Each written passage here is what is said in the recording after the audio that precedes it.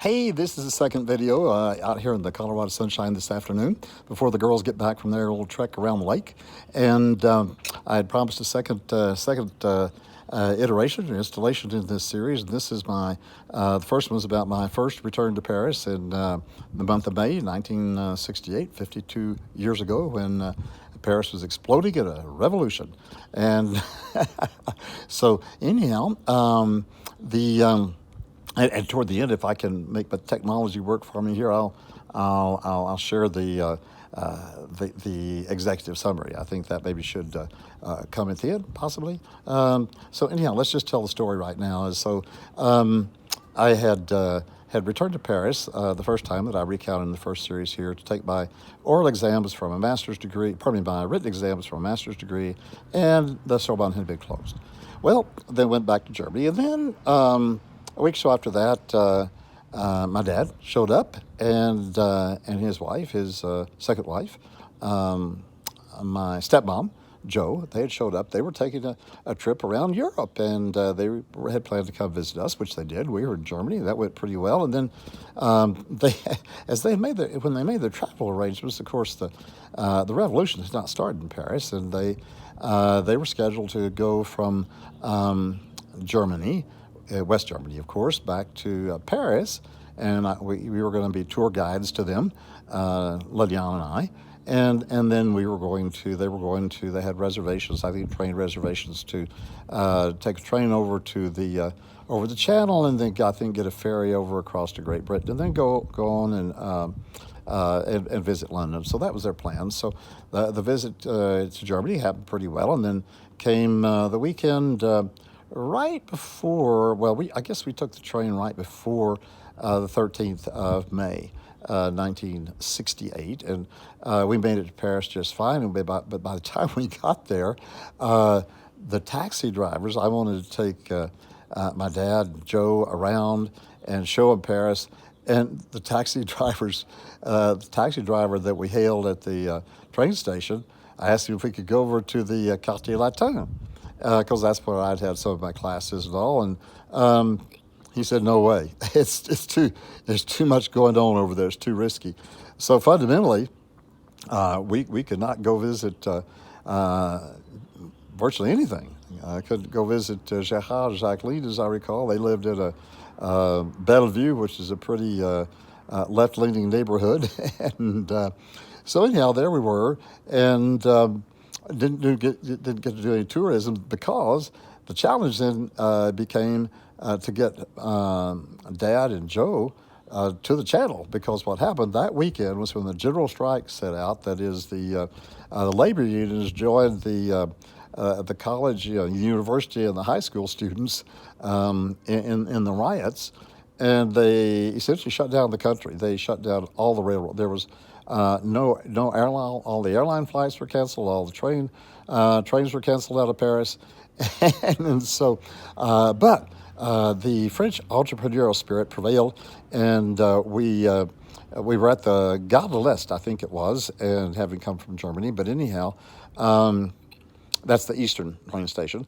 and all of these people showed up at the train station. I mean, the French Système D really came into play. Système D means like se débrouiller, or more profanely expressed, démerder. That means if you're in deep shit, get yourself. If you're in deep shit, get yourself out.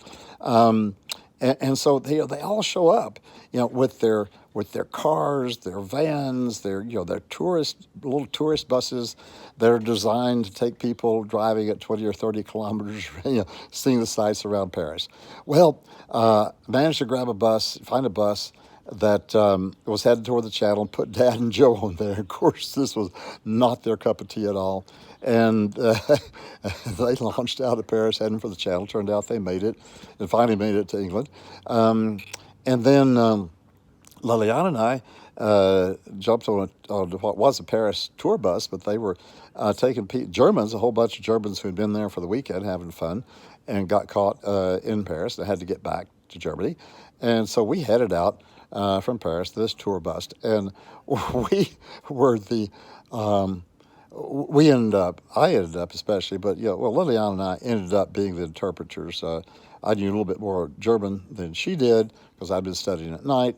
And here you had all these play it by the rules Germans coming back to their vacation in Paris and pretty pissed off at the whole French system because the trains being, the strike closing down all the trains and everything. And they, of course, had bought their tickets and had their reservations. And you just don't treat Germans that way and get away with it.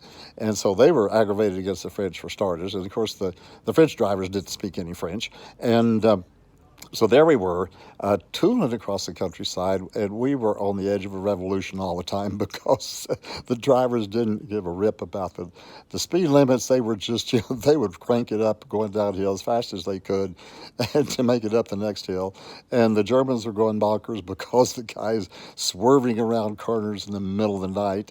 But then the thing that really brought it to a head was that there was this one, let us say, heavy-set German lady. And when I say heavy-set German ladies, if you're familiar with German society, at least in those days, that meant something. This was a heavy-set German lady, and kind of a matriarch type of lady too. And she happened to be sitting right beneath the air vent. Well, the air vent was one of those air vents that you can't close. It's open all the time because it was designed for, tooling around Paris at 20 or 30 clicks. And so she was freezing because it gets, nighttime in the middle of May at, however many miles an hour they were going, having all that, the wind chill factor could get pretty great coming down on you. So she finally flipped out. She just exploded. And of course, all the German guys, being, noble, good German guys, came to the defense of this lady, and they were ready to have a, full out mutiny. They were going to stop. They were going to stop the bus and throw the French drivers off and drive it on into Germany. So anyhow, Liliana and I were able to, negotiate. Liliana was doing most negotiation with French drivers, and I was doing the negotiation with the German passengers. And so we finally reached an agreement. They didn't chuck the German drivers off. What we did was we stopped the bus, and we crawled up on top of the bus. Not Liliana, but I think it was the driver. I mean, we got a bunch of newspapers, crawled up on top of the bus, and stuffed the darn air vent as tight as we could with newspapers. And so then we continued. I think some gentleman took the lady's place too, which helped. So we made it into Germany. But anyhow, that was that was my experience. I am going to try right now to see if I can go ahead and read a passage to you